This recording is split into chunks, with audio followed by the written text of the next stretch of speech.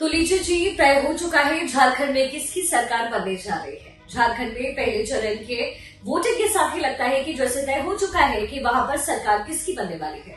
झारखंड में 15 जिलों की 43 सीटों के लिए 683 उम्मीदवार चुनावी मैदान में थे और वोटिंग खत्म होने के साथ ही आधी से ज्यादा सीटों पर वोटर्स का जो फैसला है वो ईवीएम में कैद हो चुका है।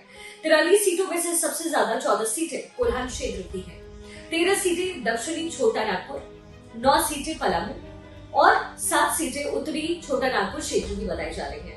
इनमें से 20 सीटें अनुसूचित जनजाति के लिए आरक्षित है और जो 6 सीटें हैं वो अनुसूचित जाति के लिए रिजर्व है। इसके अलावा बाकी की जो 17 सामान्य सीटें हैं वो है। 43 में से 36 सीटों पर बीजेपी के उम्मीदवार किस्मत आजमा रहे हैं। तो वहीं सुदेश महतो के आलसू के 4, नीतीश कुमार की जेडीयू की 2 और चिराग पासवान की जो है 1 सीट पर चुनाव प्रत्याशी लग रहे। 2019 के नतीजों को अगर आप देखेंगे तो उसमें जेबीएम ने सबसे ज्यादा सीटें जीती। इसके अलावा बीजेपी को सीटें मिली। पिछली बार हेमंत सोरेन की अगुवाई में जेबीएम ने जो है उनकी तरफ से 43 में से 17 सीटें और कांग्रेस ने 8 सीटें जीती थी। एनसीपी और आरजेडी 1-1 सीट जीती। वहीं बीजेपी ने 13 विधानसभा सीटें जीती और 1 सीट जो है जेबीएम ने जीती। 2 सीटों पर निर्दलीय चुने गए थे।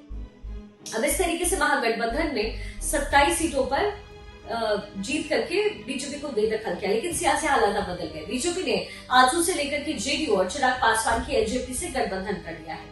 तो वहीं कोल्हान टाइगर यानी चंपई सोरेन भी इस बार बीजेपी के साथ खड़े दिख रहे हैं। इसलिए बीजेपी को लग रहा है कि वो इस बार कोल्हान में कमल खिलाने से पहले जो है वहां पे वो कमल खिला करके पहले चरण में ही अपनी सरकार पुख्ता बीजेपी कर लेगी।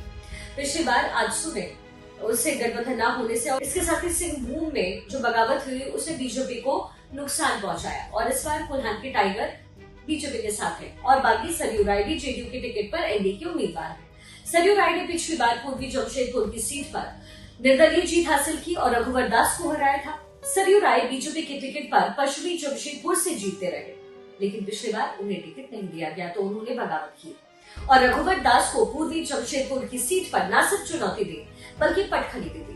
तो वहीं पश्चिमी जमशेदपुर सीट से उनके चुनाव न लड़ने का फायदा कांग्रेस को मिला और बन्ना गुप्ता जीत करके विधानसभा आ गए।